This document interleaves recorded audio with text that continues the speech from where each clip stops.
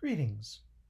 Today we will review the iconic philosopher Socrates.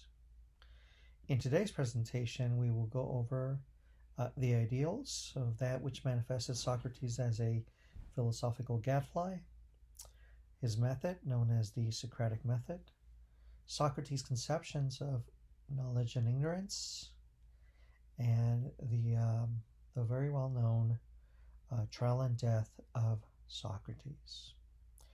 So let's begin. Let's go about an introduction. So Socrates and his philosophical ideals, they begin very much like that of the pre-Socratics. So if you recall, the pre-Socratics, they in a sense were turning a leaf on these very traditional and historical ideals of explaining the world by means of a mythological spectrum.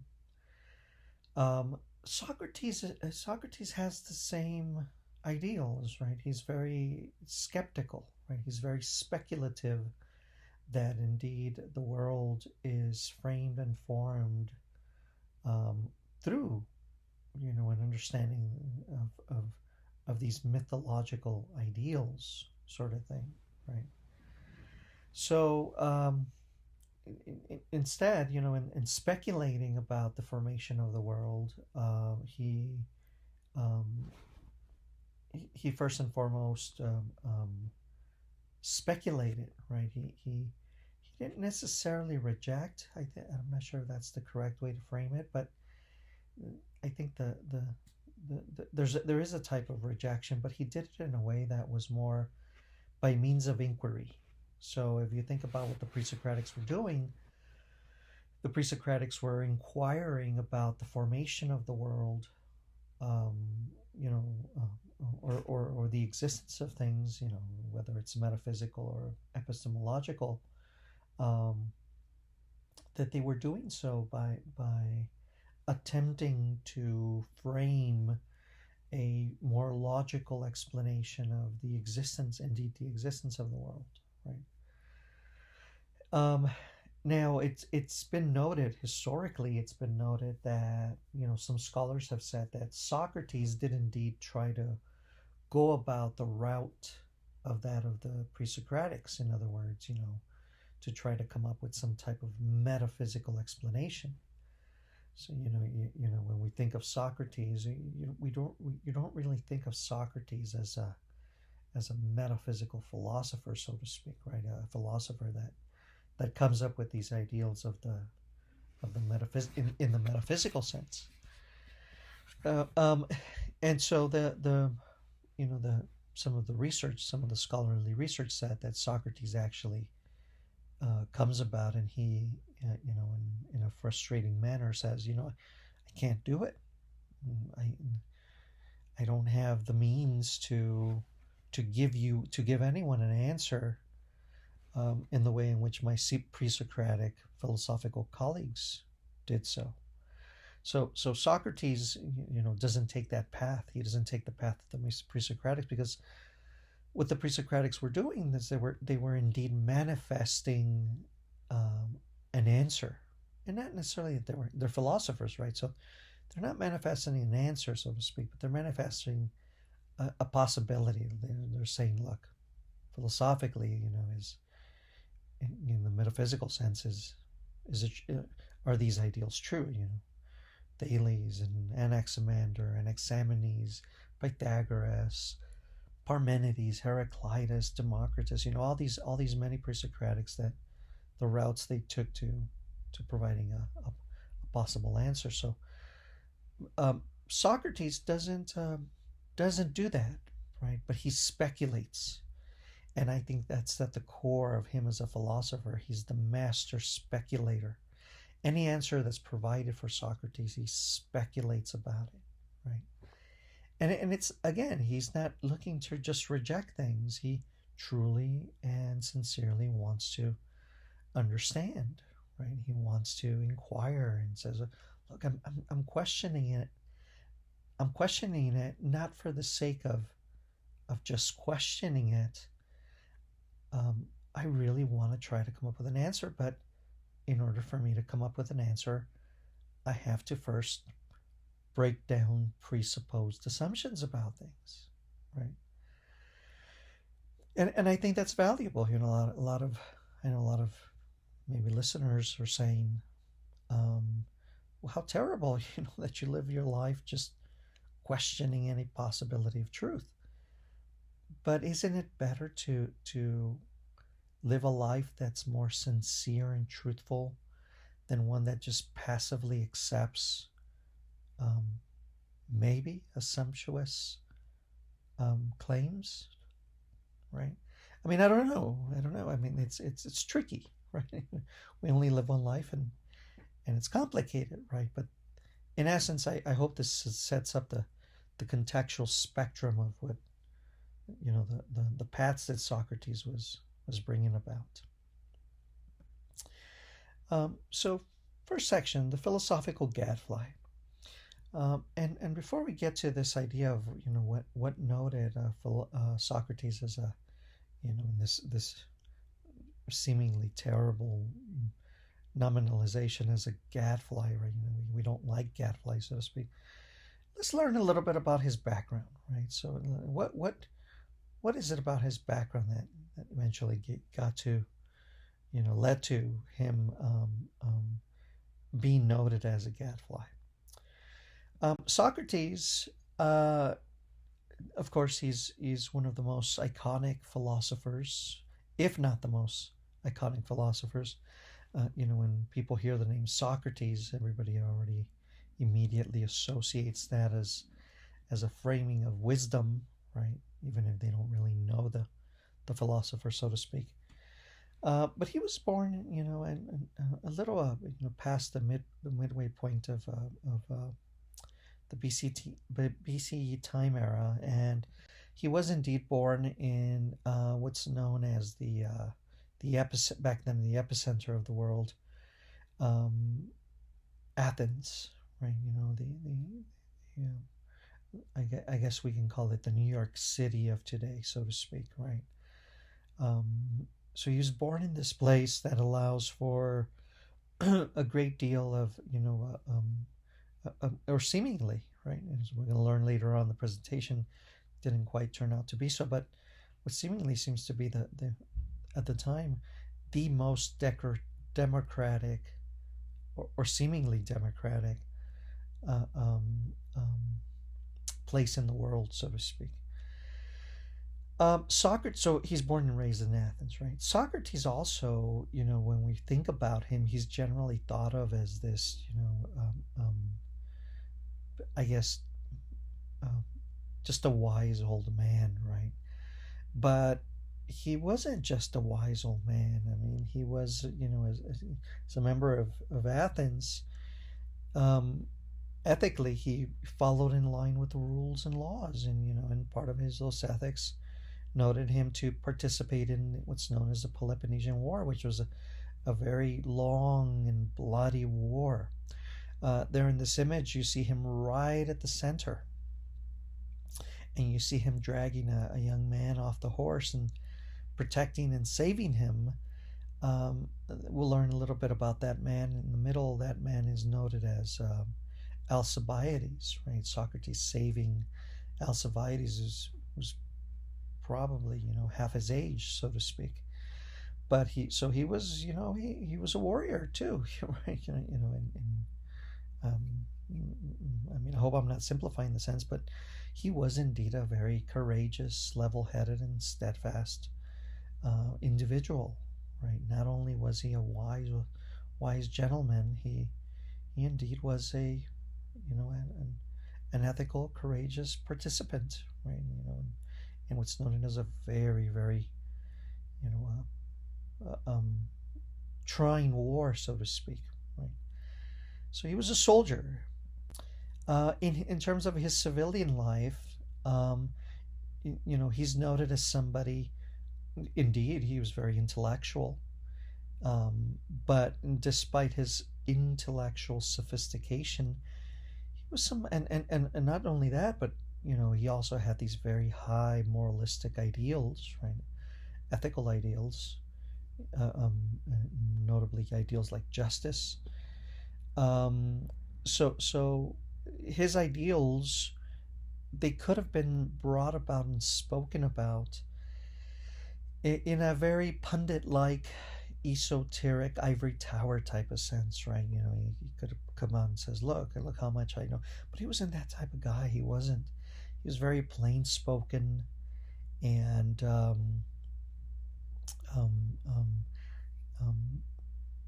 I guess I don't want to say the word that he spoke vernacularly, so to speak. I mean, he was a philosopher, but he didn't make things too complicated, right? He was trying to be down to earth. Indeed, he was passionate, right? Always self-controlled, even quite often when he had conversations with other people.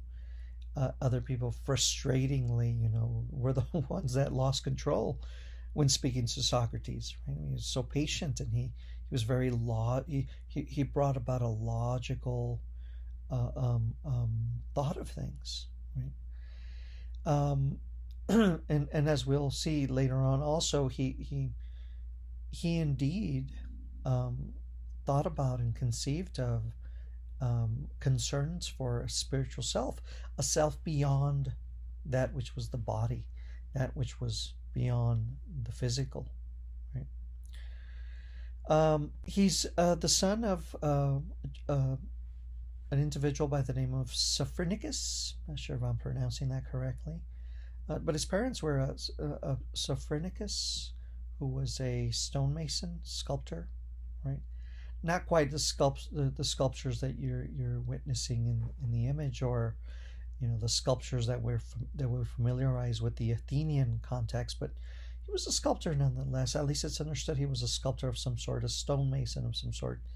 And his wife was Venerati. Right? Again, just forgive my pronunciation. Venerati, right? Little is known, of course, about his parents, other than that, deeper notion of his father as a sculptor. It's noted that his primary wife, there's speculation about him having two wives, but there's noted that his wife, the primary wife, I guess we can call her, is Xanthippe. And we're not concerned so much with this relationship with his wife Xanthippe, but um, of course, it's hard to note the type of conversations that Socrates had back then with his wife. But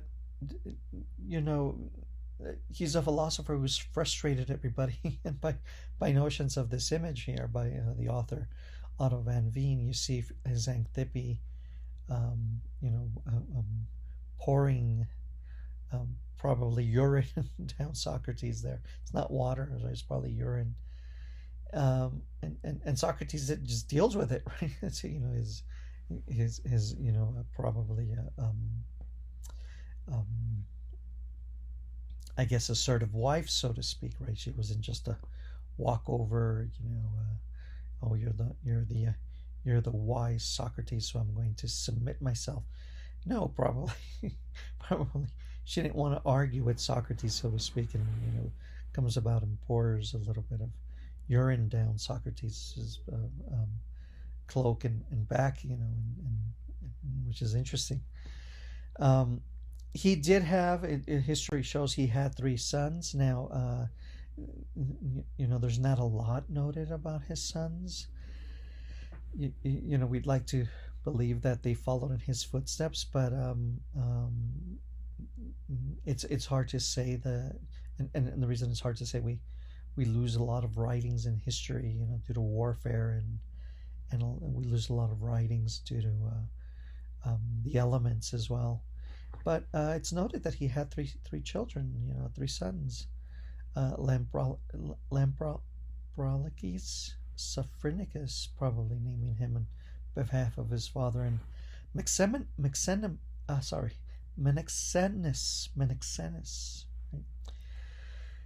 So that, I hope that gives a little bit of background on his familial sense of the self. And as far as his appearance, Socrates too, unfortunately, has a There's a history of Socrates as not being a very um, well-looking individual. Um, some of the descriptors here was that he had these bulging eyes, had a bit of a pig, what's labeled as a pig nose, right? And he has facing upward, so to speak.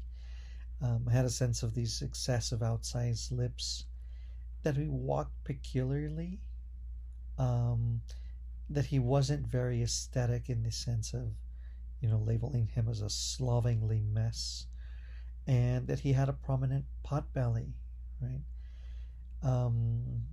You're wondering, why wasn't he, if anything, if his physical demeanor didn't lend itself to be liked, why was he a slovenly mess? Well, if you noted previously, that he had a love for a love and deep concern for that of the spirit. Well, the spirit is an internal conception, right? I'm valuing that which is of the inside, and we'll speak about that, right? We'll speak about this notion of the spirit, and it's probably a sense of why he didn't care much of the way in which he looked, so to speak, right? In this image here, you see this is the death of Socrates, um, um, by Cariplo, right, the author, the sculptor, the engraving. And you see the arrow there pointing to a gentleman, Crito of Alopece. um, um, Critobulus was a friend of Socrates. Now, the thing about Critobulus was that he was a very, and, it's noted that he was a very good-looking gentleman, um, somewhat of a womanizing gentleman. I don't know the extent to which he was a womanizing gentleman, but he had a very likable, aesthetic appearance, right? Women liked Critobulus, right?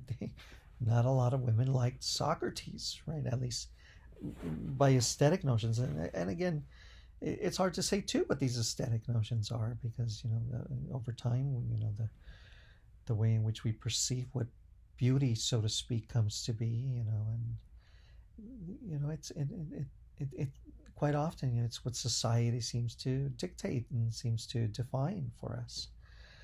Well, Critobulus, good friend there, showing him there caring for Socrates and probably grieving and covering his eyes, so to speak.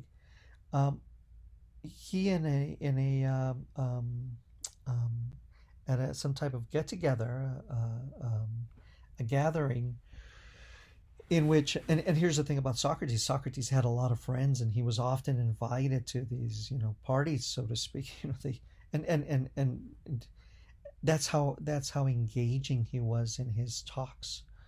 That despite him probably not being a very attractive individual, um, he always made the conversation very interesting, right? Well, in this gathering, noted as a beauty contest, sorry, um, a gathering which Critobulus was present. Socrates gets about speaking with Critobulus, and they have a beauty contest. And this is written everything we know about Socrates. This should be, accounted for. We know through Plato. It's noted that Socrates never wrote anything. At least there's nothing discovered in which manifests Socrates as the writer. But um, at minimum, we know through Socrates through Plato. We know that he was his teacher and Plato was a student. And so here in one of his books, uh, uh, um, um, sorry, in the majority of books of Plato, Socrates the protagonist, right? So Socrates, we know mainly the stories of Socrates through Plato's writings. But here in this ideal of the particular beauty contest, this was observed by Xenophon, right? In a book called this, in a section called the Symposium, right? And he details, Xenophon details the interchange between Critobulus and Socrates. Now, in this beauty contest, what Socrates comes to do, and this is a pretty notable approach, and I think it's a clever approach even to this day. If somebody wants to, do as Socrates did, if you ever get into an argument, Socrates says, "Okay, well, look, we're going to have a beauty contest, Critobulus. Before we have this beauty contest, let's define beauty." And this is the masterful work of Socrates, right? Of defining things in what he's going to try to do is bringing about this definition of things as in the most logical manner. So the first and foremost is Socrates is coming about. He's going to define the proposition of what makes something beautiful. What is beauty? When you think about beauty, it's difficult, right? Is beauty indeed in the eye of the beholder? Is beauty but a relative notion of something? Or are there things in the world that universally are objectively? Objectively means that no matter what we think about them, they simply are. That there are these objective conceptions of beauty, right? So here's Socrates coming about, and he says, okay, let's define beauty, Critobulus. And remember, Critobulus is his friend. They're just having fun here, right? Just having a beauty contest. So Socrates, he asks, he says, so Critobulus, are things beautiful when they are well made for the respective functions for which we obtain them? And so that they're naturally well constituted to serve our needs, right? So how is Socrates defining beauty here? Socrates is defining beauty here as, noting something as beautiful because something is noted as beautiful because it functions a certain way, right? Something is beautiful when it functions particularly a certain way. And it's best suited to if something functions better in one person over another, then that makes the person more beautiful. So Socrates brings it about, and he brings about these he brings about the eyes, the mouth, and the nose, right? And he says, Socrates compares his eyes to that of a crab, right? And he says, my eyes are these eyes that are bulging out, so to speak. And so look, because my eyes are bulging out and yours are a little bit more narrow, Critobulus, then I have a better sense of eyesight. I can see things better peripherally, right, off to the sides, and so I have a better sense of angle of functions of my eye, so to speak. And so then here's he also uses his nose, and my nose compared to that to a pig, so to speak. Then, but nevertheless, I can smell better. Yours is again just like your eyes; it's narrow and doesn't allow itself to have these stronger olfactory features, so to speak. And then he uses the mouth, right? You ever see I guess they call the donkey, right? Labeled an ass. When he moves the mouth a certain way, the mouth is a little excessive, so to speak, and says, look, because my mouth is structured this way, I have a better sense of tasting, right? I have better possibility for tasting things a certain way, right?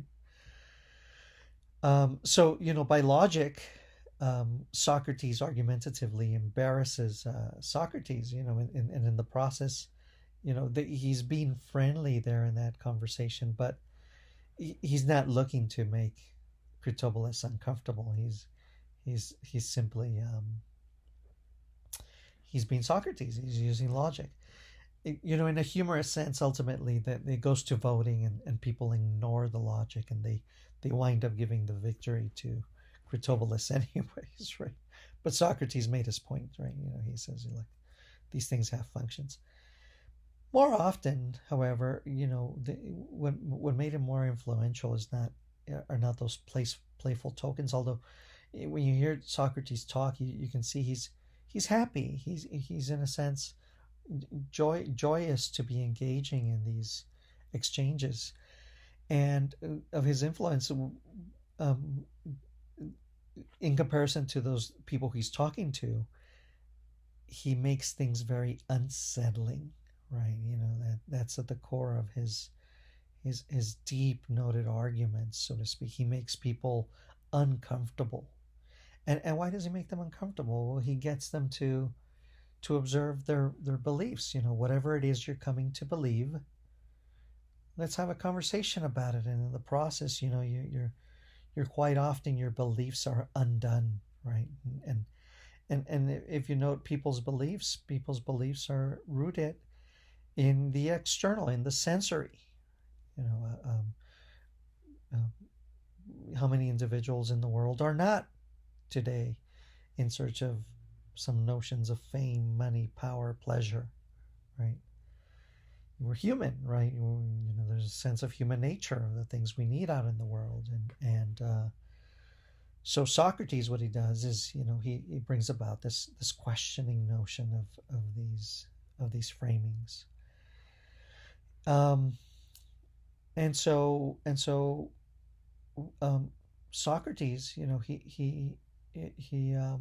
he deeply gets one to examine that which we believe in. What is it that you're seeking in life?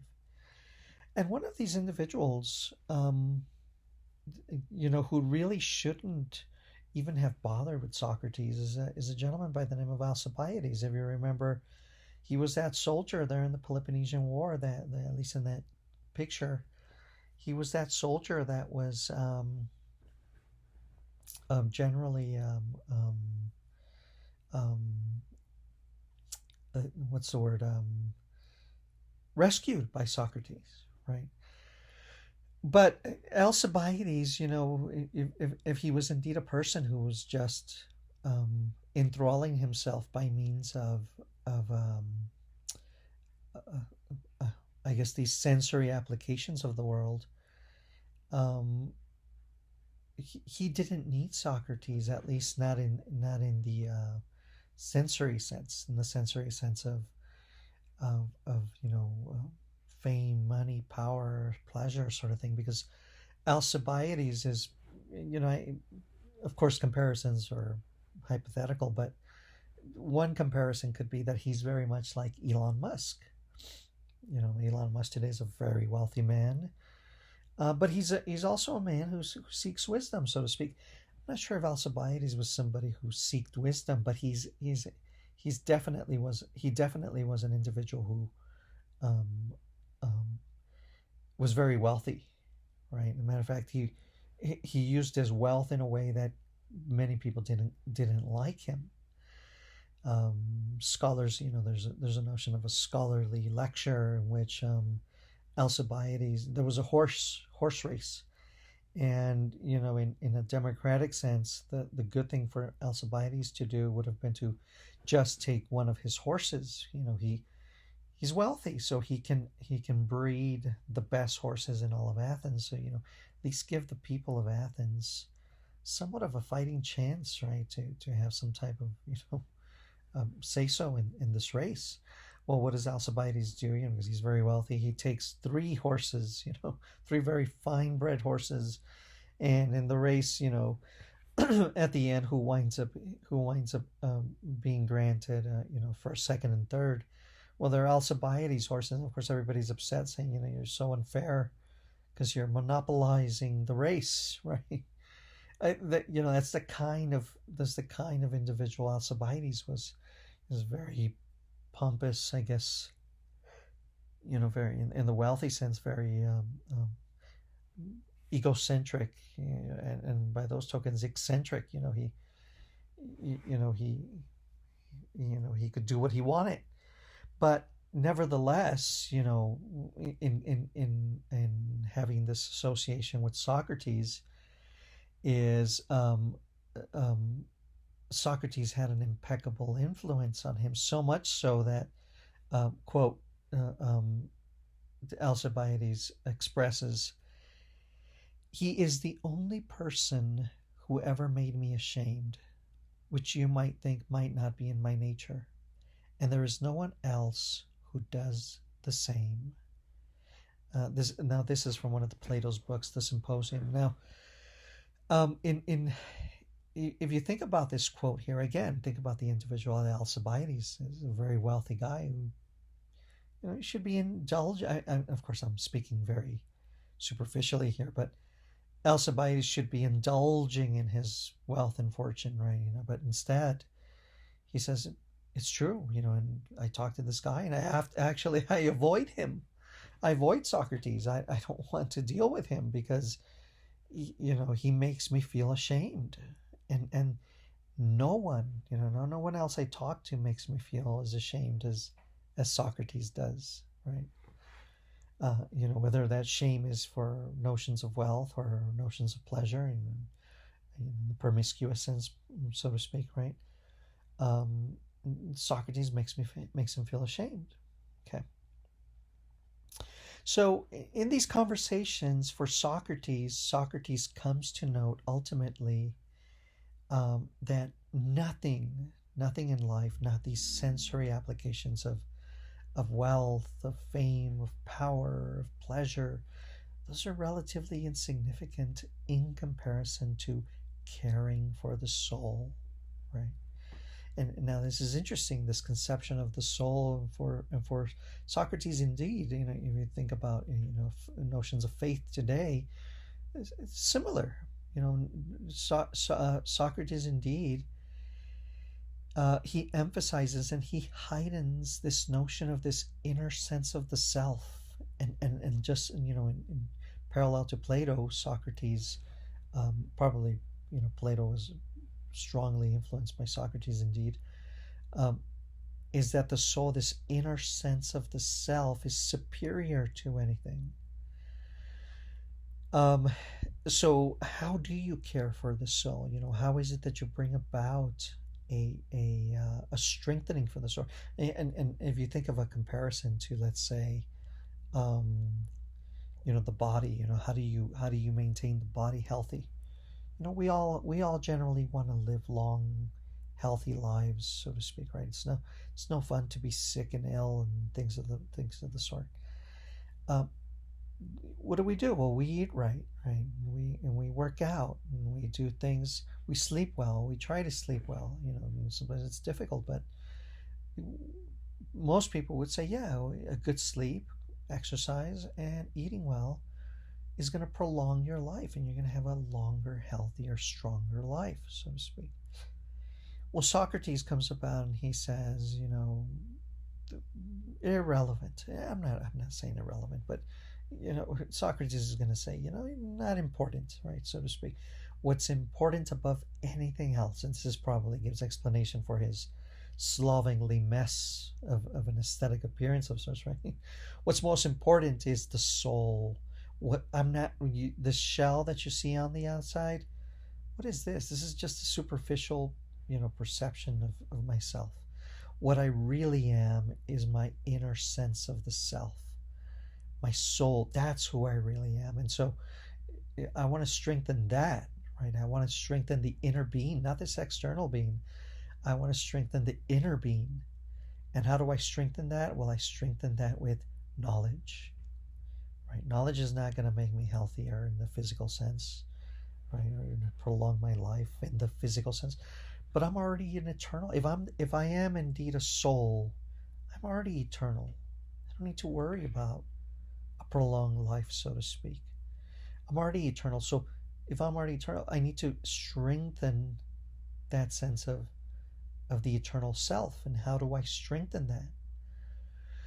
Now, that's a good question. Right? That's a very good question. So Socrates, what he does is he brings about the importance of the mind, right? The conception of mind is probably parallel with Socrates' understanding of the soul, right? And the notions of knowledge, right? So noting all of this, right, we go back to this, this ideals of Socrates as a gadfly. Why is it that he's labeled the gadfly, right? Well, because when he has discussions, right, he brings about, you think of Alcibiades. He wants to avoid Socrates because in Socrates, at logical philosophy, right, he gets me to think about things. And it's annoying because guess what? Alcibiades speaking, I like my money. I like the indulgences of wealth. I like power. I like being in control. I like promiscuity, right? All these indulgences of human nature, I guess, so to speak. And here comes this Socrates. He makes me feel ashamed about these things.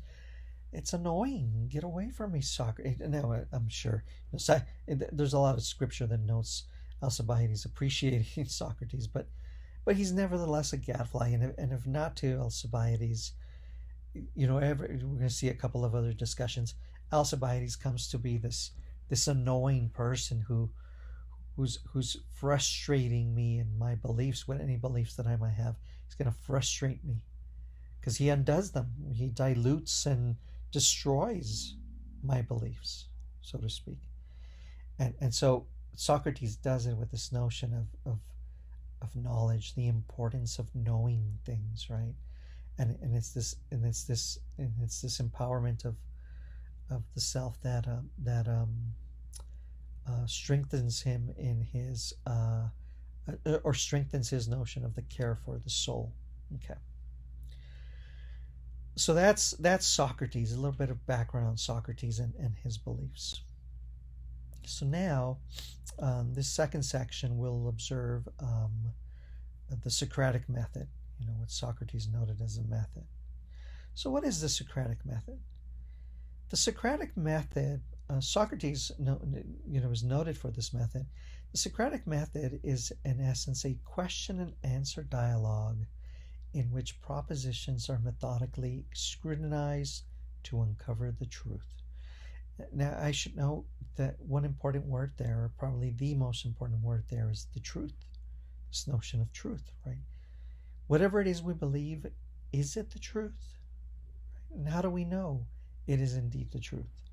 Are we just passively accepting what the world says the truth is, right? So Socrates, and quite often in his method, he goes through this process. And the process usually begins, either Socrates begins, and it's usually Socrates that begins with this notion, or if he hears somebody give an answer, Socrates will come about, he'll ask a question about things. So he'll ask a question and then somebody will, yes, I know the answer, and gives an answer. So then Socrates, or whoever the interlocutor, right, or whoever the speaking parties are, somebody is going to ask a question, and if he or she is applying the Socratic method, somebody will provide an answer, but then the other person, instead of confirming or agreeing on the answer, often will raise another question about that answer, proving that whatever answer is given is inadequate. So then they'll come up with a new answer, right? So then another question is brought about, and then that question is then also seen inadequate. So and it sounds like a frustrating process, right? But Socrates does it quite cleverly through a dialogical process. Somebody gives an answer, he'll ask a question. Somebody will give another answer, he'll continue to ask another question, thus diluting any possibilities of that noted belief, right? And so erasing the truthfulness of that conception. So this is what's noted as indeed the Socratic method. Now, one of the an interesting dialogue also found in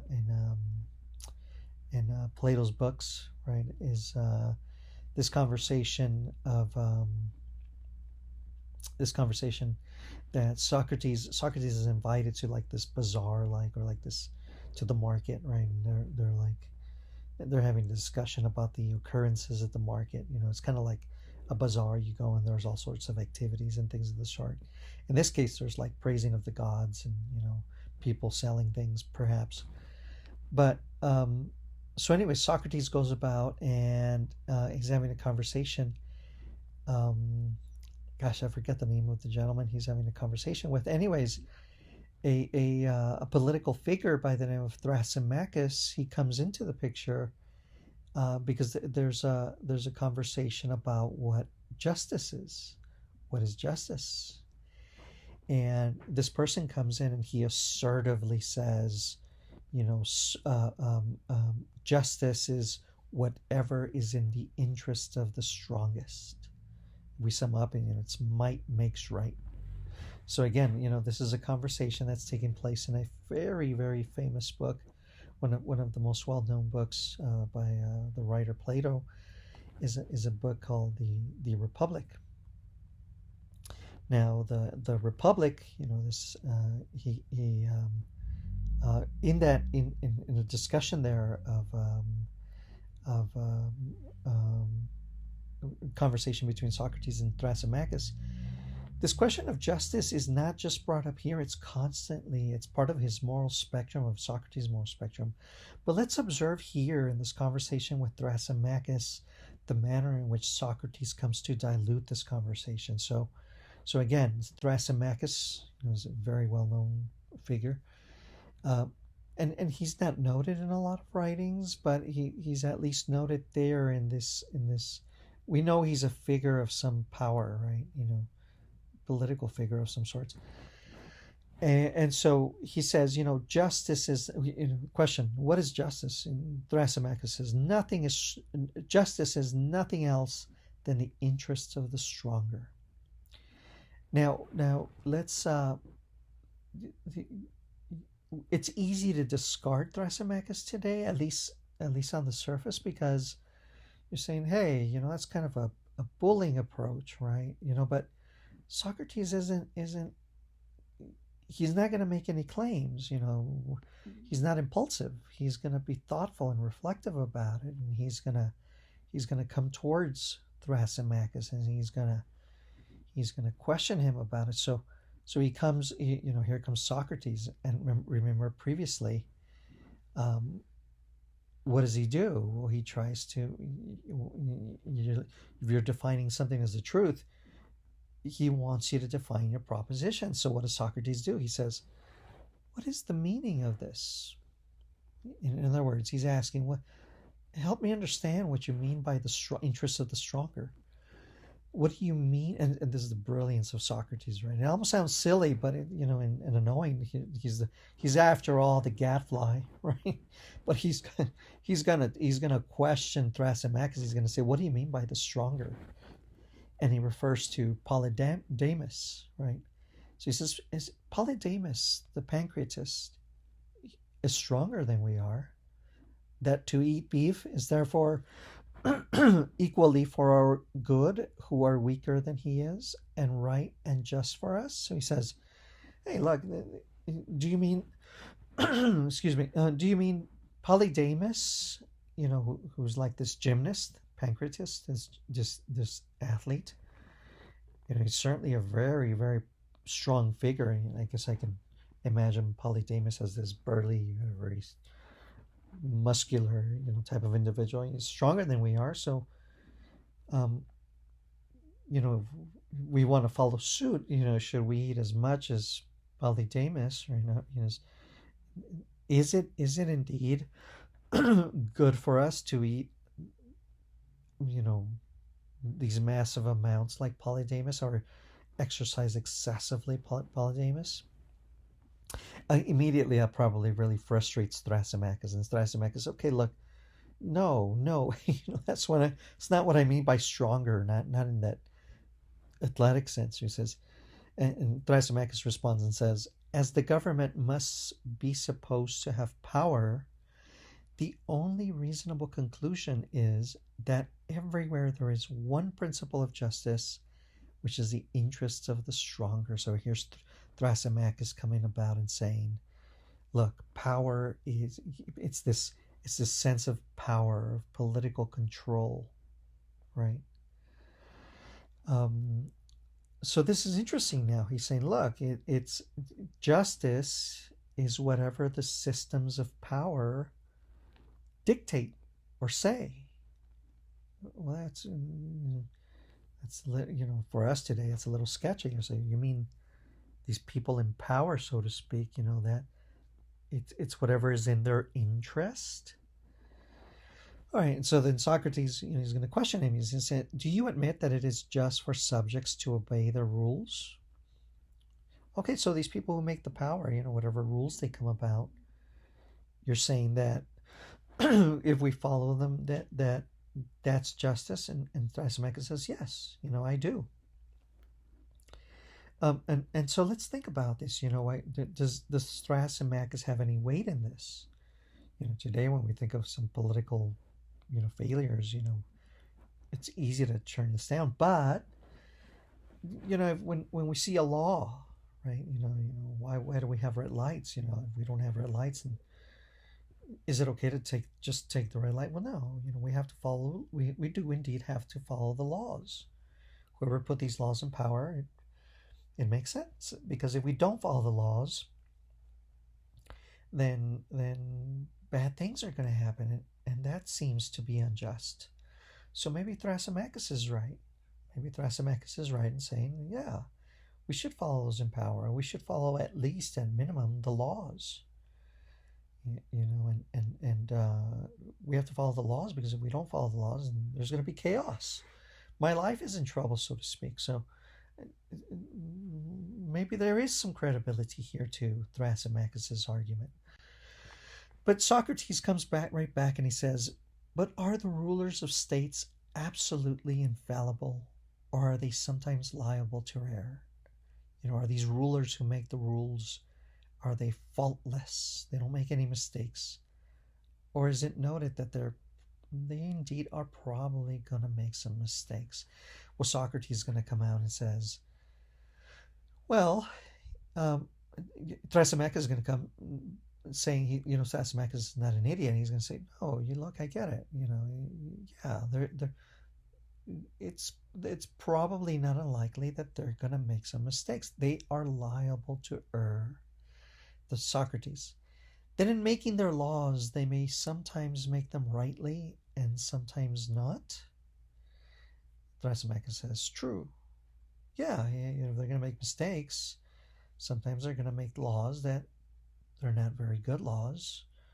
And sometimes they're going to make they are going to make good laws. Sometimes yes, sometimes no, right? Socrates asks, right? And Thrasymachus kind of concedes and says, well, yeah, okay, true. Socrates says, or he further keeps inquiring, right? When they make them rightly, they make them agreeable to their interest. So see what he's doing now, right? He goes from the focus of the people now, that the following of the laws, it's why is it in their best interest? Well, because if the laws of society are not working for the benefit of the people, then the people in power are going to look bad, and they're going to be removed from office. People are going to say, hey, look, we have a terrible society with you in power. Get out of here, right? So Socrates asks, when they make them rightly, they make them agreeable to their interest. Yeah? It's in their best interest to make sure that whatever laws are out there, the people are happy, right? But when they're mistaken, they're contrary to their interests. You admit that. Excuse me. So the people, when they make these, the people in power, when they make these laws that are questionable, they're making them against and or of benefit to their interest. Is it true? And Thrasymachus says, yes. Yes, I admit it. Socrates, and the laws which they make must be obeyed by their subjects, and that is what you call justice? So you're saying justice is that which is in the strongest, right? Interest of the strongest. And so you're admitting, right, that we must obey these laws because the people in power these laws, following them, that's this notion of justice. Thrasymachus is going to say, doubtless. He can't go back now, right? Even though he's conceded they make mistakes, he can't go back now. And so then Socrates is going to respond and says, then justice is not only obedience to interests of the stronger, but guess what, Thrasymachus? Justice, by what you're saying, is also the reverse. This is going to push, because it's right? If it's in the interest of the stronger, and if the stronger also sometimes make laws that are questionable, then guess what? Then you're saying that justice is this opposite, right? It's not just to the interests of the stronger, it's also to the harm to the stronger. And so he's taken aback, and Thrasymachus says, hold on a second, what are you saying? And Socrates says, look, I'm only repeating what you're saying. Have we not admitted that the rulers may be mistaken about their own interests and what they command, and also that to obey them is justice? Has that not been admitted? Yes. You see, Thrasymachus here getting frustrated already, right? Socrates says, then you must have acknowledged justice not to be for the interests of the stronger, when the rulers unintentionally command things to be done which are to their own injury. Is there any escape from the conclusion that the weaker are commanded to do not what is for the interest, but what is for the injury of the stronger? So, in essence, Socrates, he seems to have embarrassed, and I guess he did, but not intentionally. Socrates' intention was not to embarrass Thrasymachus. He simply wants him to see that his belief of what justice is indeed incorrect, right?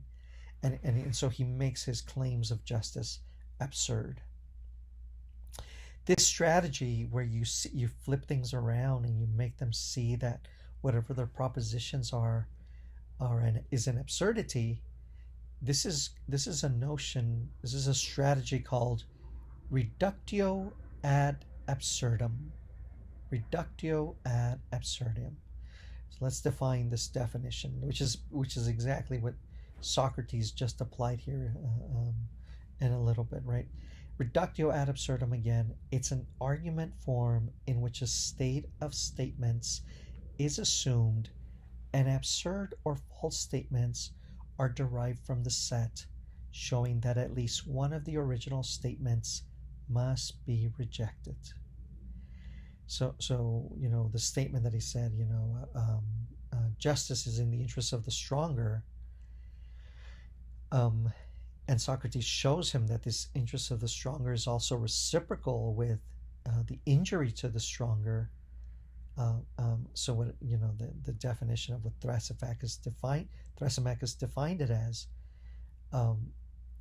which is, it is right for people what is in the interest of the powerful, and it is also right to do what is not in the interest of the powerful, right?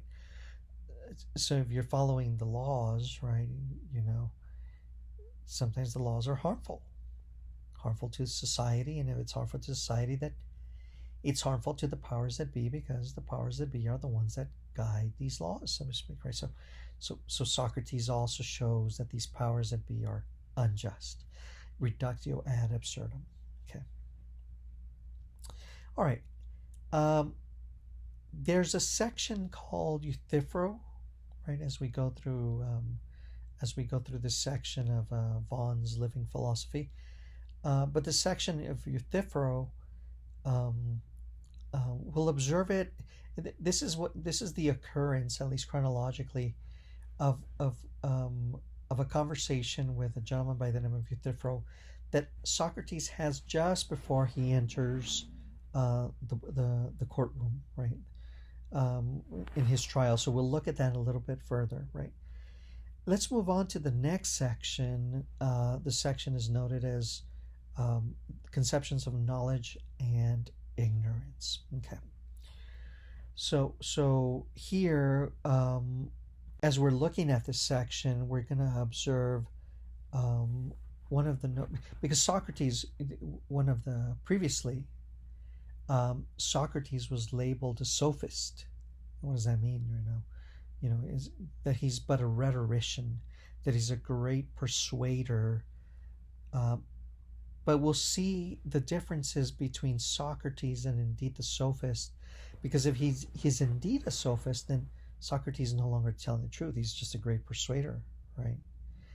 And then we'll look at the connections between what Socrates idealizes as knowledge, this notion of knowledge, and this notion also known as virtue, you know, what it means to be the most excellent in certain things.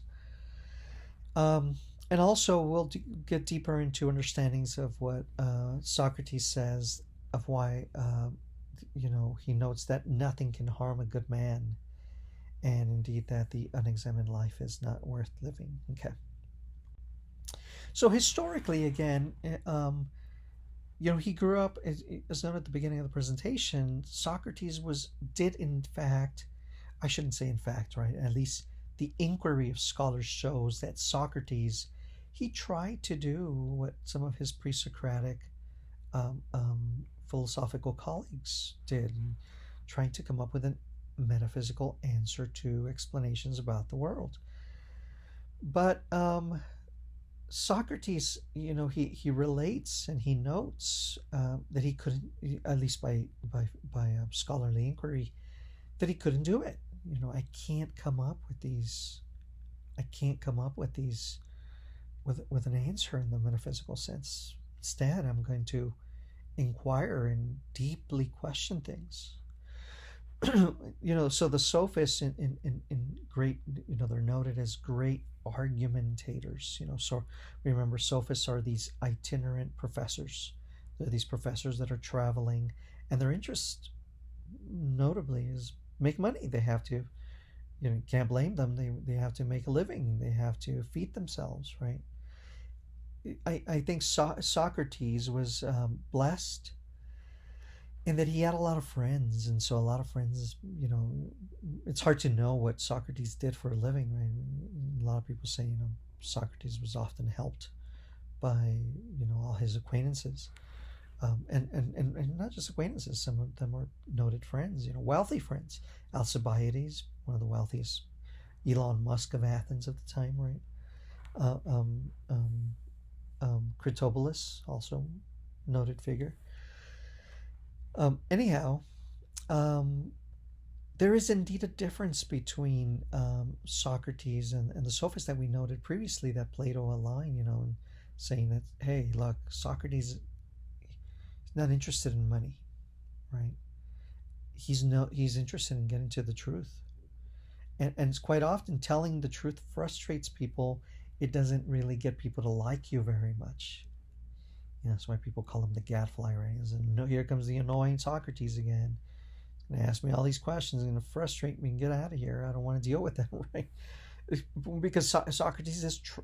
Now, Socrates doesn't give the truth. He tries to aim towards the truth, right? So, but how is it that this discussion of Socrates as a sophist came to be? Well, there was a playwright of the time by the name of Aristophanes. A very, very noted figure. Probably didn't have the credibility that a playwright like Sophocles did. Sophocles, who wrote the works of Oedipus the King, Oedipus at Colonus, Antigone. But he was still a well-known playwright.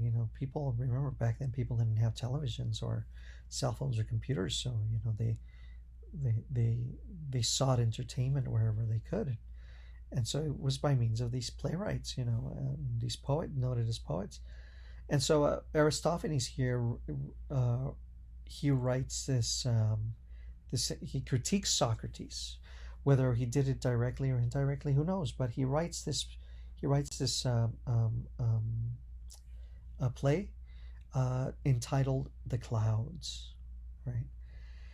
And it's an interesting play. There in the engraving here is you see Socrates is seated on a basket as if to illustrate him that he's above everybody else, right? Socrates is this noted wise man. He's superior to everyone else. Well, the Clouds tells the stories of a father, Strepsiades, and his son Pheidippides, and of course, um, um, Socrates. And the tale goes that Strepsiades was a gambling man, but he had incurred so much debt. I mean, this think about the dating of gambling goes all the way back to the BC time era. Strepsiades places these bets, and he incurs a lot of debt. And he goes into talk to his wife and says, "Wife, guess what? Guess what? I heard that there's this school. There's this noted school, and the Clouds, right?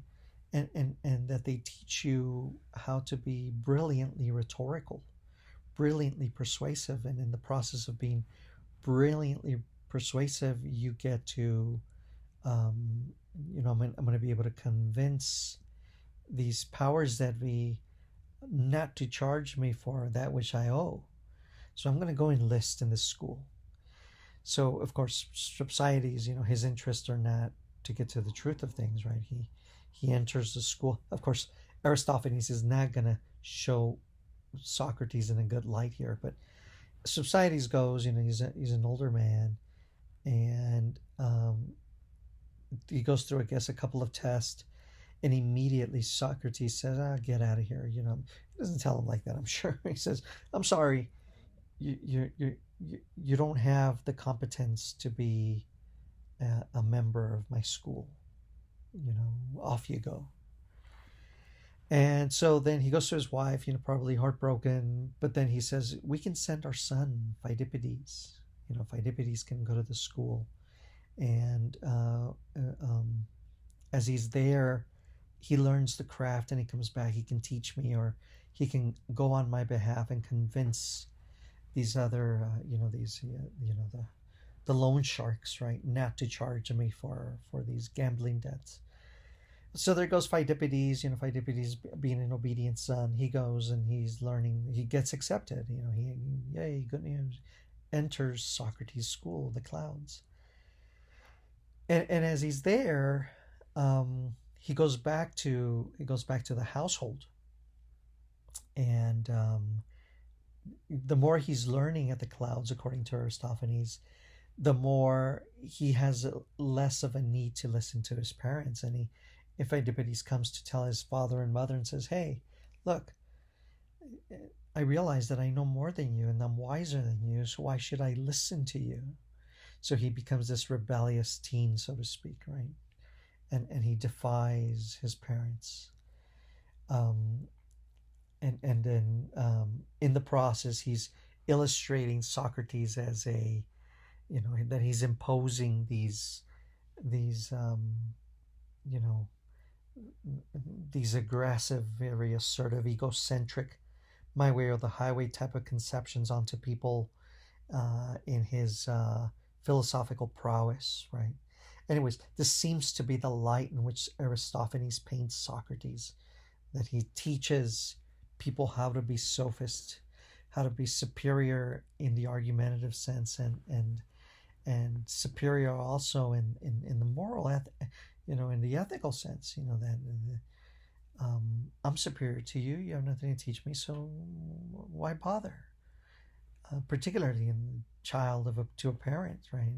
This doesn't seem to go very well with Socrates' ideals, or Plato, the way Plato paints Socrates and his ideals, right? So there's a difference here, right? In the notion of the truth versus rhetorical victories. And it's often the case that people who are very persuasive may indeed be very persuasive and get people to believe that the truth goes a certain way, at least on the surface, in the rhetorical sense. But persuasion doesn't equate with the truth, right? And at least in essence of this Aristophanes, the Clouds, he's painting Socrates as someone interested as a rhetorical person interested in rhetorical victories. Plato, of course, shows otherwise. He says, no, that's not Socrates. Socrates is not a sophist. He's not that type of person, right? Um, he's a person who, if he's questioning you and he frustrates you, he wants you to know the truth. And quite often, the truth is not very persuasive. You tell people the truth, they don't want to deal with it sometimes, right? So here's one key difference between Socrates as a sophist, as a non-sophist actually, and as a truth teller. I mean, the notion is that Socrates is indeed not a sophist, and we'll see later on his trial how this comes to light. Okay. So Socrates, in noting these ideas of a truth, he says, if let's try to get to an understanding of how to live a good life. I mean, that's an interesting conception, right?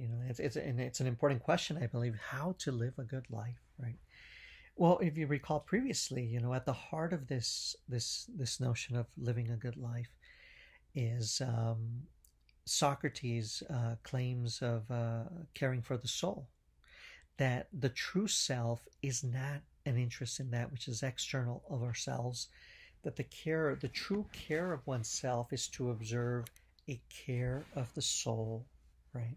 A care of one's internal well-being, right? In a spiritual sense, right?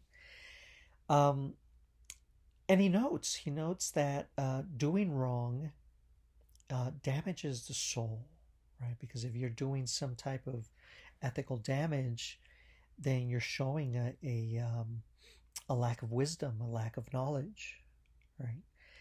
And if you're doing right, then it benefits the soul. Why? Because what does it mean to do right? Doing right means that you're aware, that you have some sort of knowledgeable conception of that which is right. So again, doing wrong is probably a deep state of ignorance. That means you don't know things. So because you don't know things, you're going to go and do wrong. So you're damaging the soul, right? You're not empowering the soul because um, um, doing wrong indeed, right? Uh, um, what's the issue with that? Well, doing wrong damages the soul, so to speak, right? Whereas doing right, doing right benefits the soul. Okay. And of course, doing right is you have a sense of conscientiousness and awareness, right? You're knowledgeable about what exactly constitutes the right. So how to live a good life? Take care of the soul, right? Acquire knowledge, acquire knowing. That's how you're empowering and strengthening the soul, so to speak. There's a real famous quote by Socrates that no evil can harm a good man either in life or after death. Right? So if you're somebody who's doing good, right, even if you pass away, your soul's going to be a good soul. It's going to be a strong soul. It's going to be a soul that's acquired knowledge. Whereas your soul, if it's a soul that was, you're doing wrong things, you never sought to acquire the knowing of things, well, guess what? Then your soul's going to be a soul that's empty. It's a soul that never sought and looked to acquire knowing certain things of sorts, right? So that's what he means by this, that no evil can harm a good man, right? Why? Because a good man is not an ignorant man. And I apologize for the sexist language there, right? Back then they used to use the labels man. And it's really no evil can harm a good human today, right? Either in life or after death. So men really means humanity in a sense. Remember the state of women in the BC time era. It was a state in which the equality of the sexes wasn't really the equality that we have today. Now that noted, both Plato and Socrates were great defenders of women, and they both believed that women, we shouldn't or that the system should not make them or dilute them, right? Or lesser, make them lesser, a lesser being based on their physical prowess, right? Stereotypically, men are noted as stronger. Stereotypically, I say that because there's some women that wow, right? I see some of these physical sports, even something like tennis. I see some of these tennis players, and then my gosh, their serves are reaching over 100 miles an hour. I mean, they take my head off. They struck me with a tennis ball, so to speak. Um, but back then, and historically, we know this, right? We know that women have been belittled in, on these kind of external conceptions of the self. Well, so both Socrates and Plato, they thought, no, look, the strength of someone is noted by their thoughts. It's noted by their mind, by the way in which they think, so to speak. Right? Um, so if their soul is strong, then nothing can harm them in life or after death. Okay. Um, Socrates, you think about that notion of the soul, right? And that notion of the conceptions of ignorance. And he has this quote, and it says, "For I think, indeed, that doing wrong is worse than suffering it." Right? So why is that? Why is it worse to do it than to suffer it? Why is it worse to do it than to suffer it? Right? If you're someone who goes out there and you actually do something wrong, that's already labeling you as somebody who's an ignorant person. Socrates pointing fingers and says, look, that person there, it's an ignorant person, doesn't know anything. Their soul is weak, right? But if you suffer the wrong and you know it's wrong, right?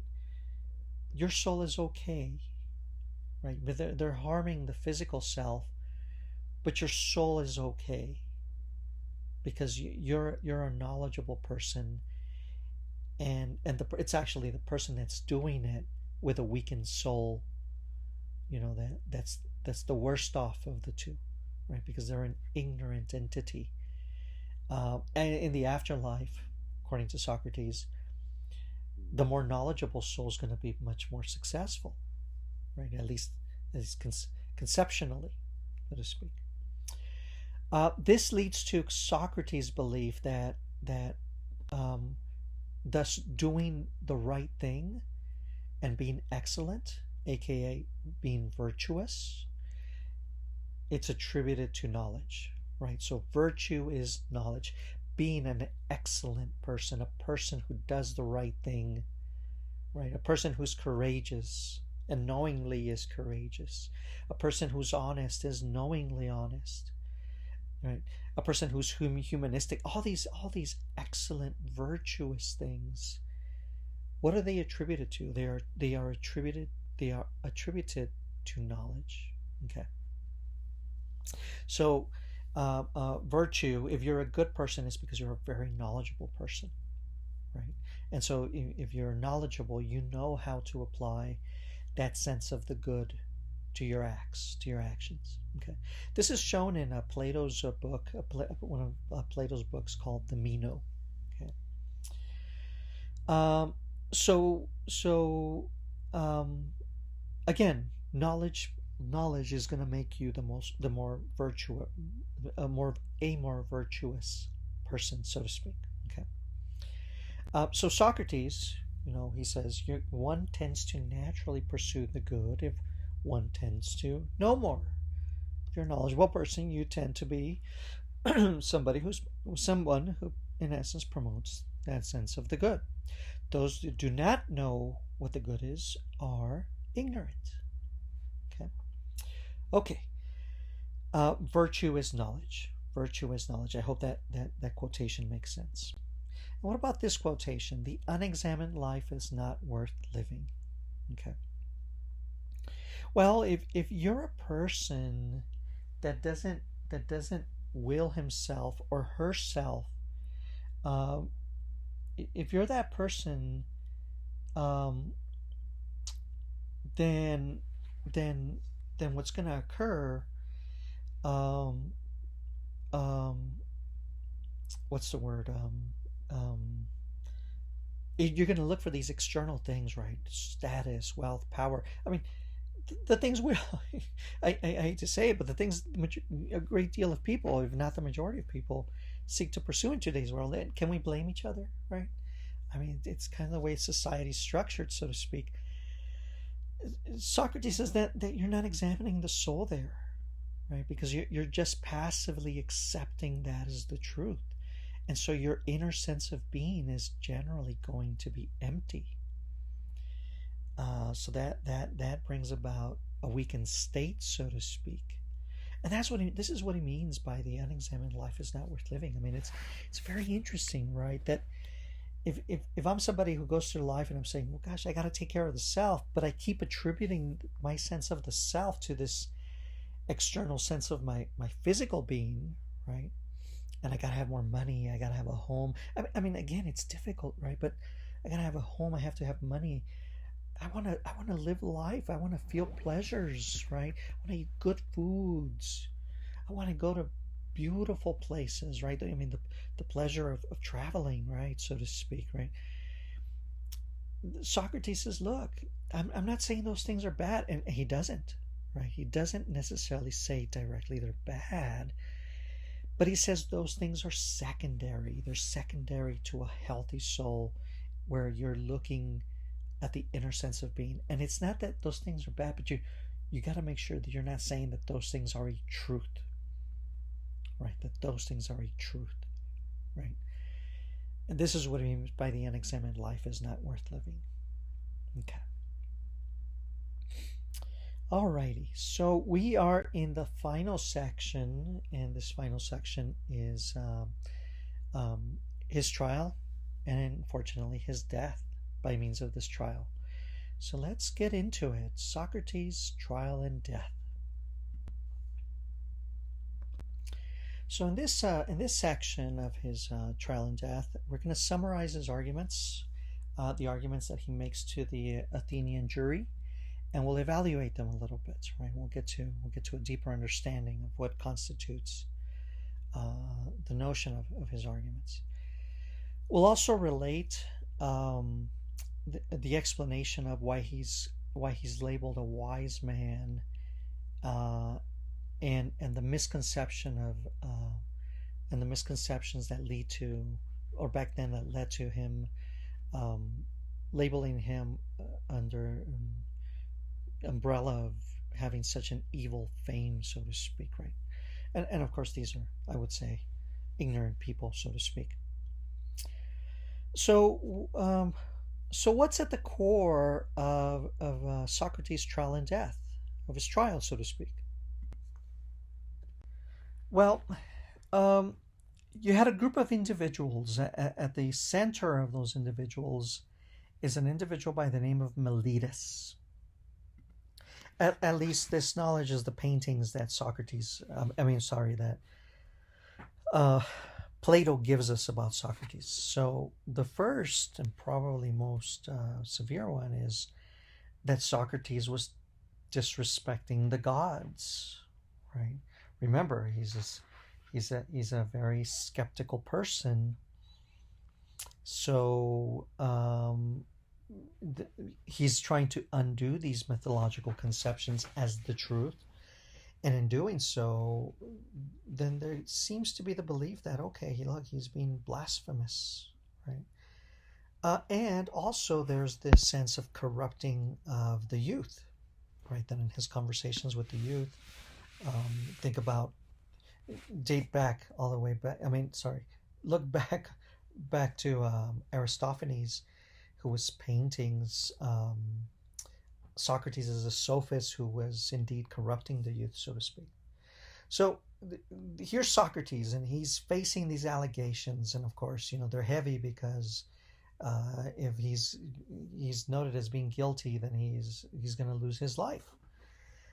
So here are these people, and they're saying, look, Senate, here's Socrates, and he's disrespecting the gods, and here's Socrates, and he's corrupting the youth. So here's Socrates. He's on his way to the trial, right? And as he gets to the trial, he gets to the steps there, probably of the Parthenon. Um, anyhow, the trial, wherever the trial is taking place, right? And here's Socrates there at the entrance, and there's a gentleman there by the name of Euthyphro, and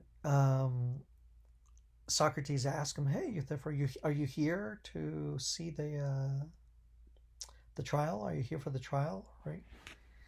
I mean, it is a trial, right? It's a notable trial. This is Socrates, and Euthyphro says, "No, no, I'm here for something else. I'm actually here to turn in my father." Now, that is a heavy, heavy statement because um, the the alignments between family, of family were deep, and the fact that Euthyphro's here and he's making these claims that he's going to turn in his father, well, that's very heavy, right?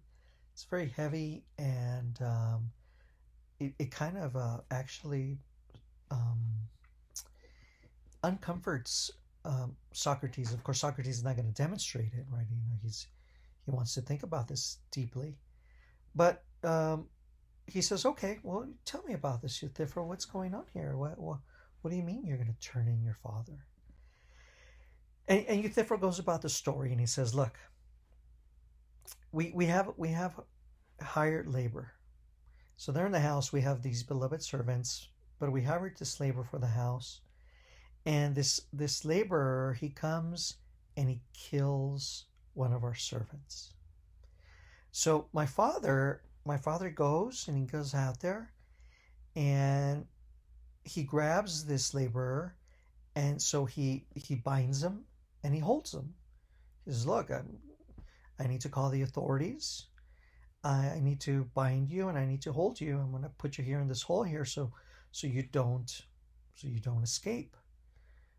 You killed a servant. You don't do that. I need the authorities to handle your case." So then, so what happens in the process of waiting for the authorities to get there? This prisoner dies, right? So, ironically, this prisoner that was held, uh, um, he dies, and Euthyphro goes about labeling his father a murderer. Now, we're noting here that it doesn't seem like the father was doing anything wrong. After all, um, wasn't he doing the just thing? Wasn't he holding this killer, killed one of the servants? And shouldn't we let the authorities come and come and resolve this problem, right?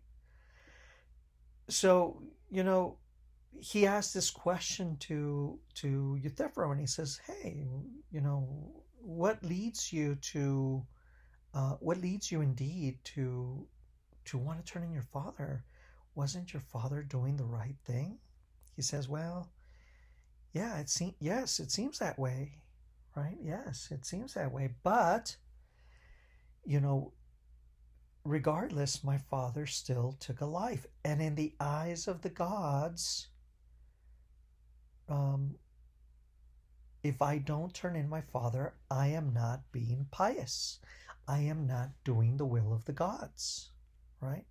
I am not being a pious person."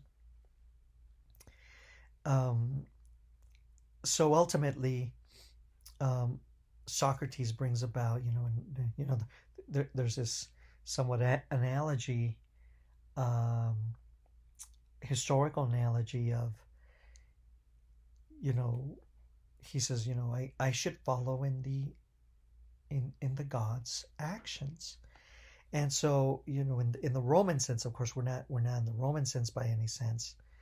Um, there's the story of Saturn who kills his father, Uranus, and um, the understanding here is, why is is there kind of similarity here that whatever, think about the question of justice, right? The question of Thrasymachus, that interest is, what's more just is what's in the interest of the stronger.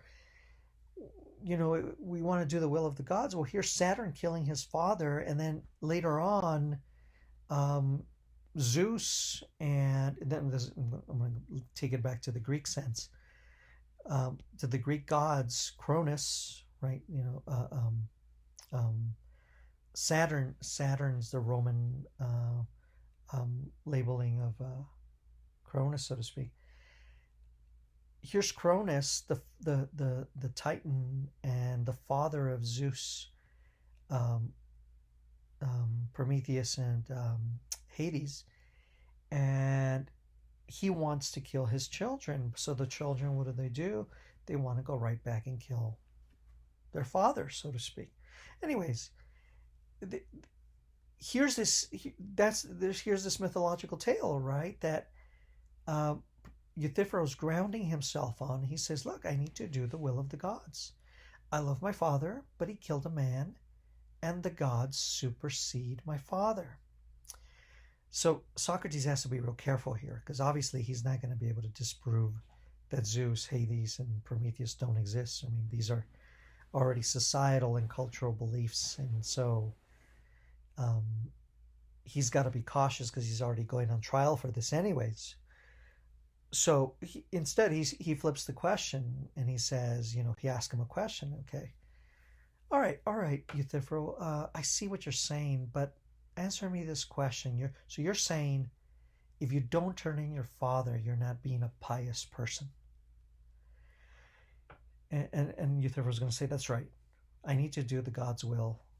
I got to turn in my father. It's terrible. It sucks. But this is what I got to do. So, here's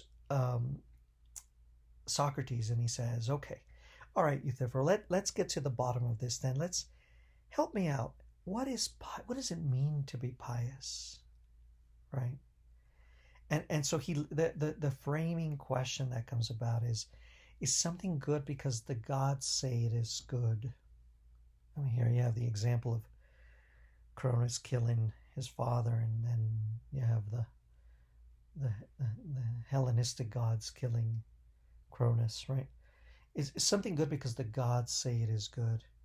Or do the gods say something is good because it is good in and of itself? It's good objectively. It's good independent of what we believe in it, right? So do the gods make morality, or does morality exist independent of the God's will? I mean, at minimum, right? At minimum, this is important because if he at least gets Euthyphro to see that this is a question that can't be answered, then he has no business being there. Then he has no business being there because he doesn't really know that indeed, he's being unpious by not turning in his father, right? So Socrates, has this exchange with him, has this conversation. He tells him, look, the point which I should first wish to understand is whether the pious or holy is beloved by the gods because it is holy, or holy because it is beloved of the gods, right? So in other words, is something holy because the gods made it holy, or is it holy, or do the gods follow something because it's holy in and of itself? Euthyphro says, look, I'm confused. I don't understand.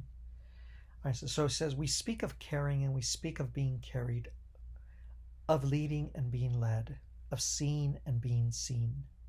You know that in such cases there's a difference, and you know also in what the difference lies. He says, okay, I think I understand. And it's not that which is beloved distinct from that which loves. Okay, so something that's beloved is that I love something because it's something that deserves to be loved, right? Or am I loving something, right? Because I it's my constitution,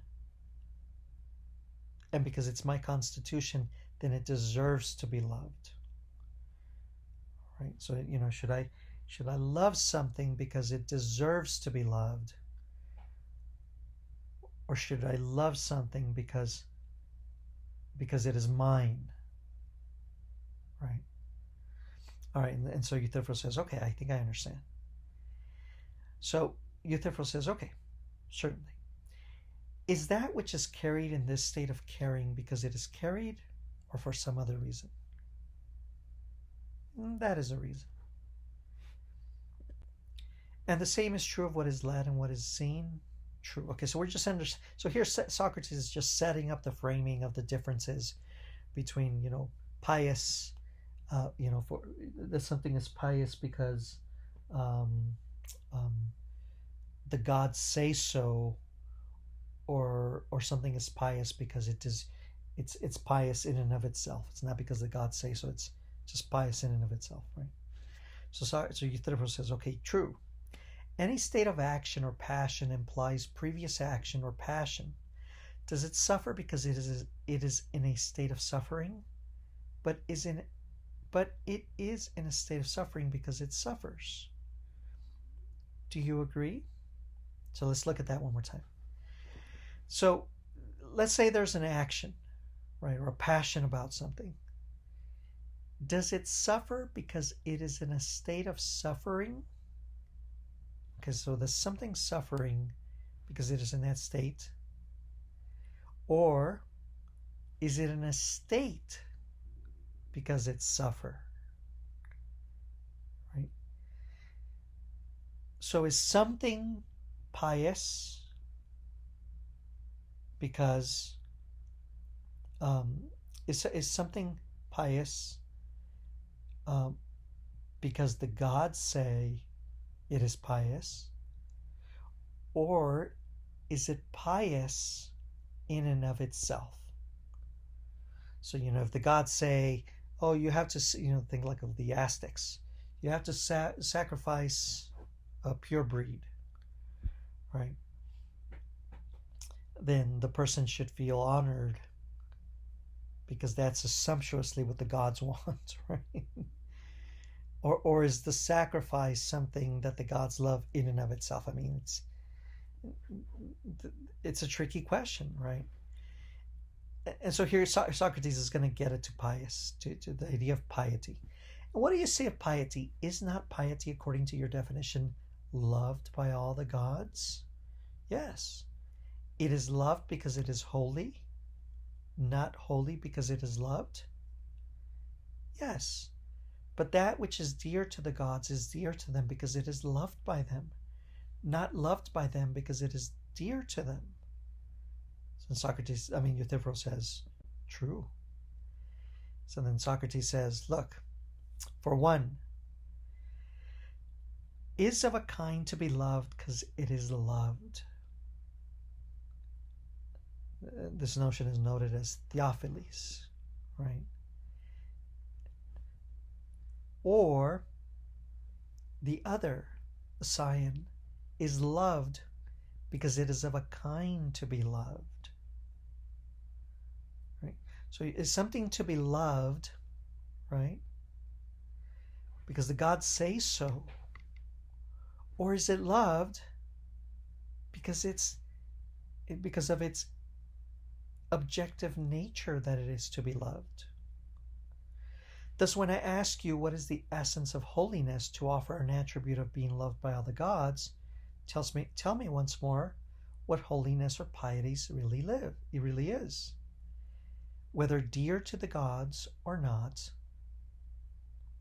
for that is a matter about which we will not quarrel, and what is impiety. So Socrates is bringing up a very tricky question. The things we deem as holy, are they holy because the gods say it's holy? Right? I mean, do we deem something holy because, hey, look, God says that's holy, so I have to deem it holy. Or is something holy not because God says so, but it's holy because it's in and of itself, it's something to be deemed. It's holy objectively, regardless of what the gods say. So Euthyphro says, look, gosh, Socrates, gadfly, I really do not know. Our arguments on whatever ground we rest them seem to turn around and walk away from us. And so Socrates, the point here is Socrates doesn't really know. That's the frustrating thing sometimes about philosophy. No answer is given, but at least at minimum, the brilliance of Socrates is that Socrates is demonstrating it and showing us the truth, indeed, the truth of that there. It's difficult to conceive of what the truth of piety, what it really is, right? And so Euthyphro gets frustrated with him, and says, "I'm not dealing with this Socrates," and he walks away, right? And Socrates doesn't give him an answer either, right? At minimum, he wanted him just to see that his sense of piety is to be questioned, and that look, you're here because you think you're doing the what the gods want you to do. But hey, hold on a second. Let's talk about what piety really is. Okay. All right. The trial of Socrates. Now it's labeled the apology of Socrates. I'm not sure if they should have labeled it that way, right? So let's understand this title, the apology of Socrates, because when somebody apologizes, it's this notion that somebody's done wrong, and so somebody necessitates the need to indeed apologize, so to speak. So let's look at this a little bit deeper. All right, so the word apology comes from the Greek word apologia, which means and is translated to defense. So if we think about the title again, the apology of Socrates, it's actually the defense of Socrates. So apologia means defense, and think. I guess it makes sense. Sometimes when people apologize, they're in a sense defending some type of notion, right? But in this case, it's not that Socrates is indeed apologizing; he's defending himself, right? The defense of Socrates. So when you see it in books, sometimes called the Apology of Socrates, it's just the translation situation there, right? I'm not sure why in translation we're not labeling it the defense of Socrates. All right. So what comes about with Socrates? Remember, at the core of his critiques is that Socrates was a blaspheming and disrespecting against the gods, and that he was corrupting the youth. When in reality, what Socrates is doing is he's bringing about new ideas, right? He's questioning what the presupposed truth of things is. Look, your society says this is the truth, but let me show you. I'm going to question this stuff, and in questioning it, we're going to bring about a better understanding of what indeed is the right thing of sorts. Okay. So, so these new ideas come about, right? So, a claim. Probably Meletus is the one that's making the claim here. I can't remember exactly, but I think it's Meletus who says, Socrates is an evildoer who searches into things under the earth and in heaven, right? Blaspheming against the gods. He's looking for new gods. I mean, think about what that statement's saying. And he makes the worse appear the better cause. And he teaches the aforesaid doctrines to others. So, translating, he's looking for new gods, right? It was not the truth. Socrates was just simply questioning the truthfulness of the current gods. And of course, in having a conversation with other people, there's a learning process, right? And they say, well, you're teaching these. The claim was that he was teaching these doctrines to others. So, Socrates wants to get to like an origin of these accusations of what leads to him, being the sophist, right? The promulgating sophist that's bringing about the sense of blasphemy and corruption of the youth, right? So he's going to surface previous accusers, and who does he bring? Who's at the root of these accusers? Aristophanes. He says, look, you've read Aristophanes, and what does Aristophanes do in that book? He paints me as this egocentric, all-knowing, presupposedly wise man, that I'm wiser than everybody else, and because I'm wiser than everybody else, then I in sense impose my beliefs onto others quite easily. But let me tell you why Aristophanes is wrong. And so, look at his defense, right? Look at the defense of Socrates. And Socrates is going to come about and say, look, here's this god of Delphi. The god of Delphi is none other than my primary witness, right? My friend Chaerephon, he can testify to this, right? My friend Chaerephon will testify to this notion. Who he goes upon the oracle at Delphi, and he asks him, who is the wisest man in all of Athens? And the oracle of Delphi says, no one is wiser than Socrates, right? And so he says, look, this is going to give me an evil name. Why? Because I'm already noted as being wiser than anybody. And this sense of wiser is making me superior to poets and politicians. So if I'm wiser than them, they're going to be upset. They're thinking that I'm labeling myself as wiser than them, but they're going to be upset, right? They're going to be, saying, "Oh, this guy knows better than us." No, I, the poet in my traditions, am much more well-knowing than Socrates, or the politician. Look, I deal with legal matters all the time. I am wiser and better knowing than this Socrates, so to speak. So then Socrates says, look, my friend Chaerephon says he went to speak to the oracle, and the oracle says that I'm the wiser, but I'm confused, right? I'm confused because guess what?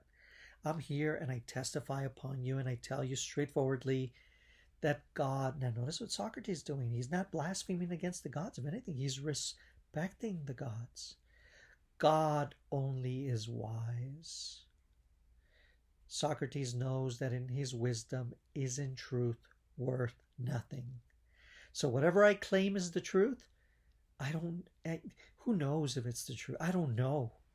The only entity that can possibly know what the truth is God.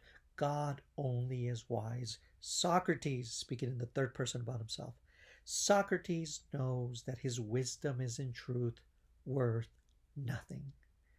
So my wisdom in knowing the truth, guess what? I'm out of luck. I know nothing. Only God knows, right?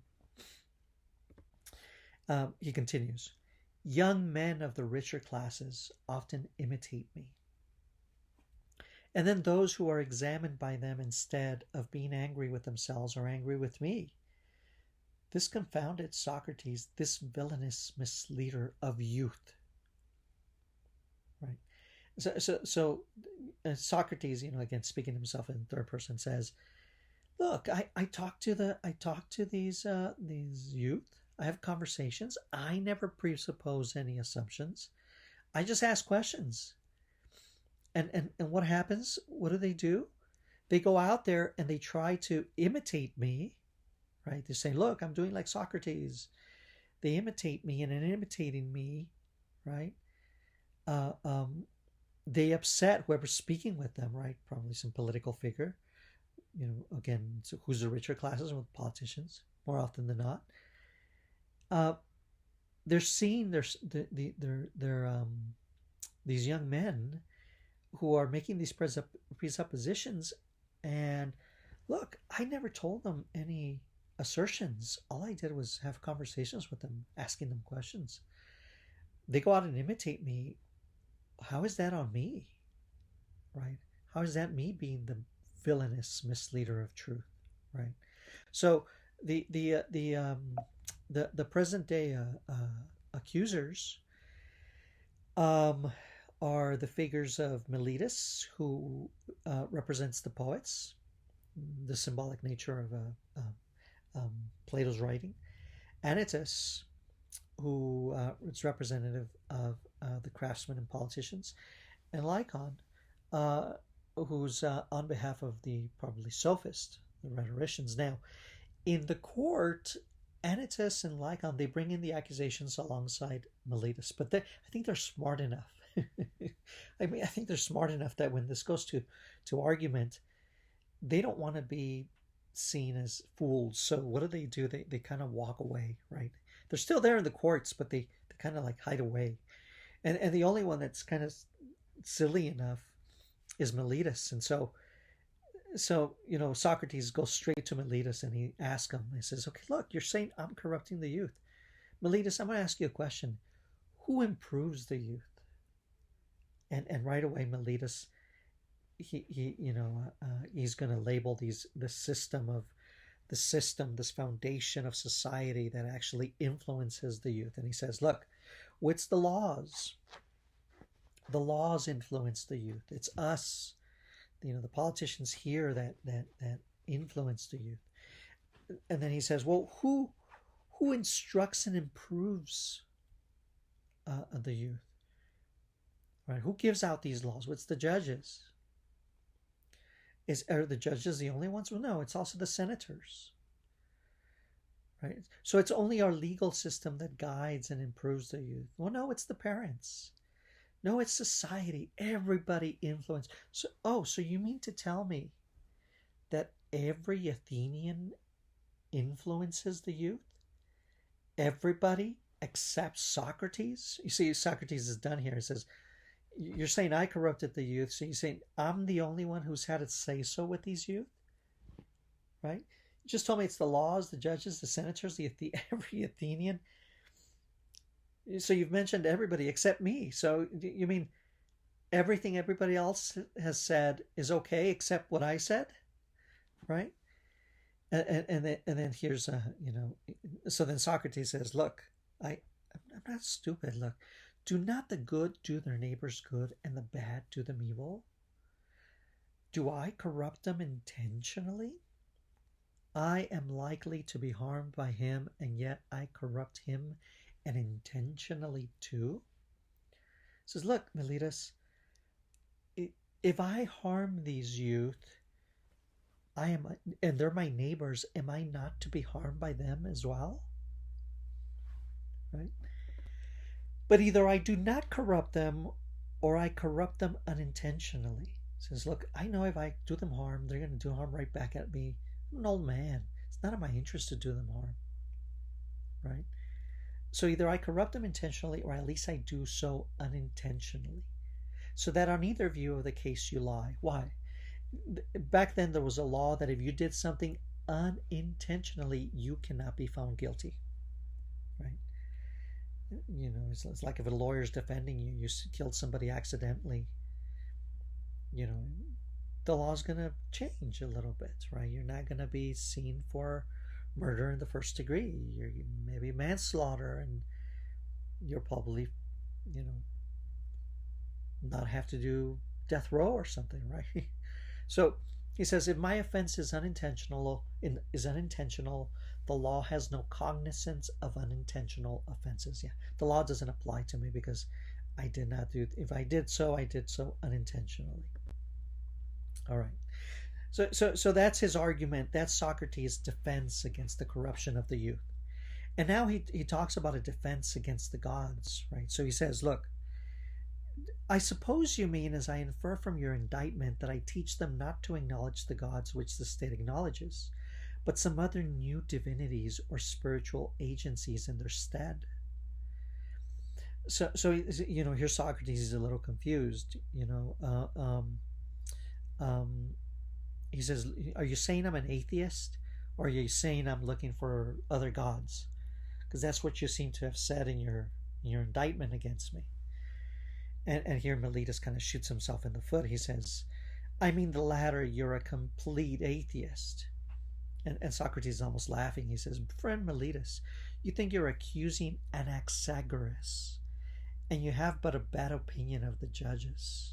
So Anaxagoras was this philosopher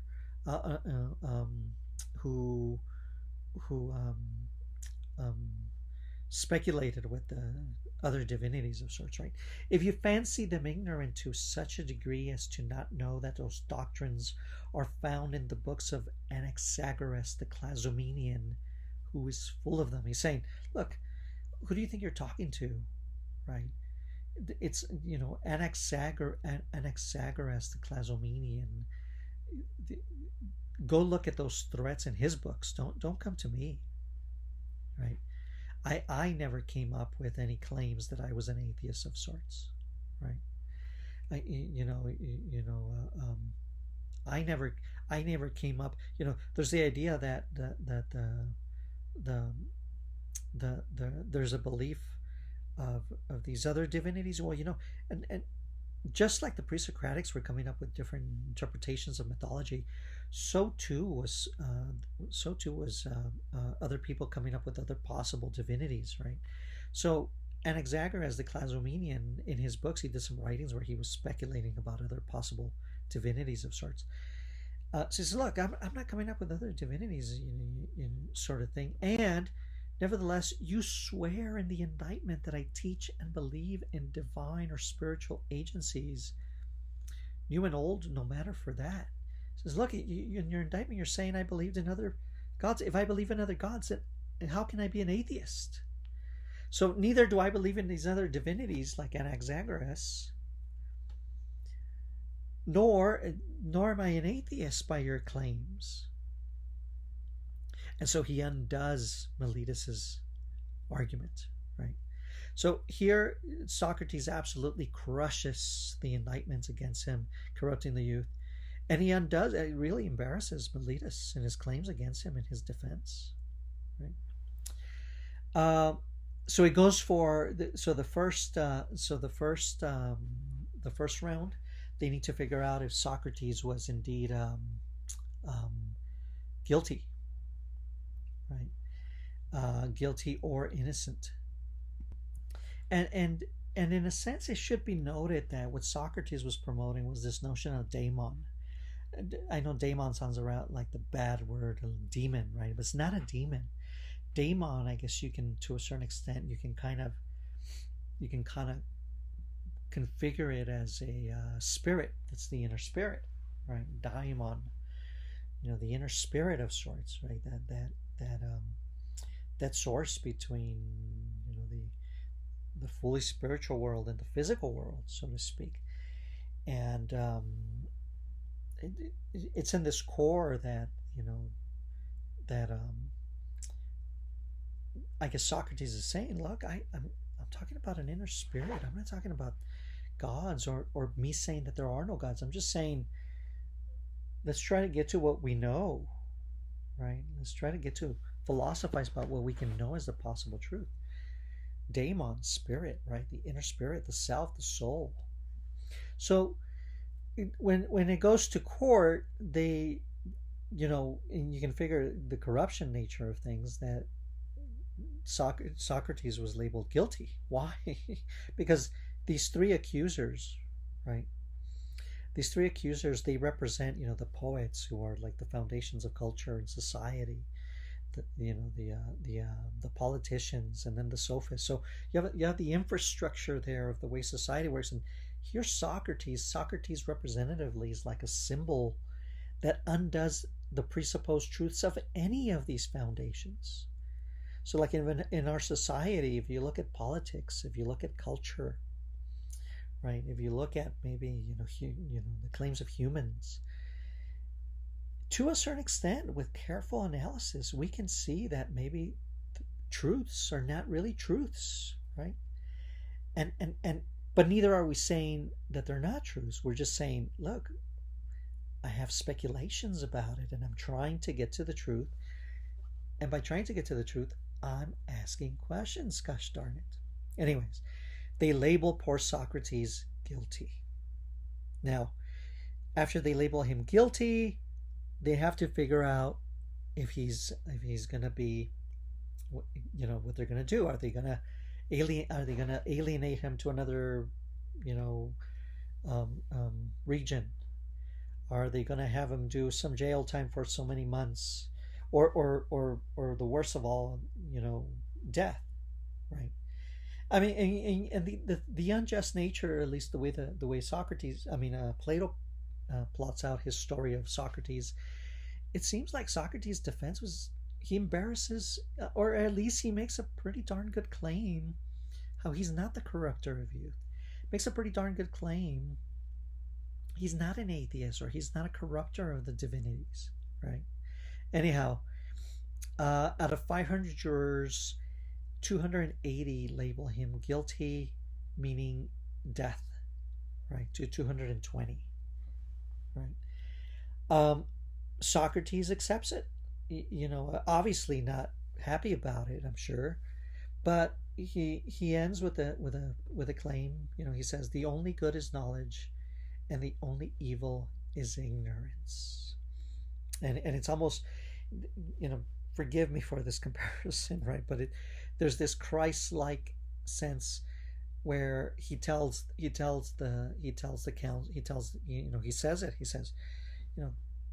they just don't know.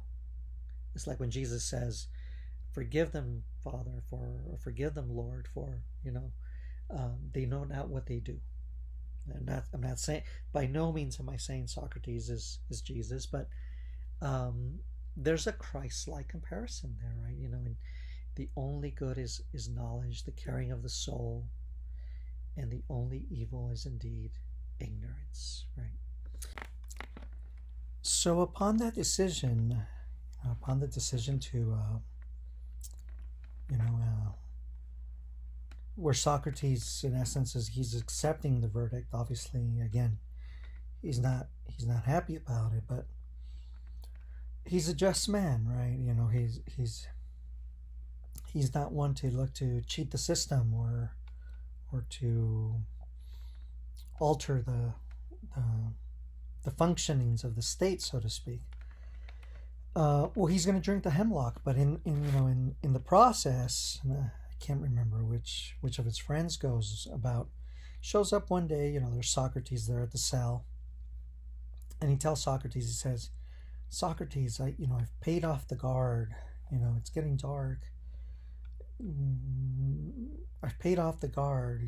Shoot off, get out there, move over, take you and your family, move over to the next, to the next city, or the next town, so to speak. You can't be in Athens anymore, but that's okay. You're going to be at least alive, right? And Socrates says, look, I'm 76 years old. I think I was roughly 75, 76. I'm a philosopher. I like to ask questions, and here in the most democratic of all states, if here I'm being denied my democracy, right, my rights to inquire, then what chance do I have elsewhere? It's in my nature. It's in my intention and my love for caring for the soul. I'm not going to do otherwise. So, at a gathering, all the friends are there, and Socrates takes the hemlock, drinks it, and everybody, of course, is sad. But Socrates promotes the idea that, look, this is but a shell you're looking at. My true sense is the soul. I'm happy. I'm going to be up and about. I'm probably going to be having better conversations with other people elsewhere. My soul is going to be free. I am strong. I'm happy. I lived a good life. Accept it. He drinks the hemlock, and thus ends the era of Socrates. I hope I provided you with a good presentation. I hope I gave a thorough account of all the details, and hopefully this gives you some understanding of things. And I hope you enjoyed. And thank you.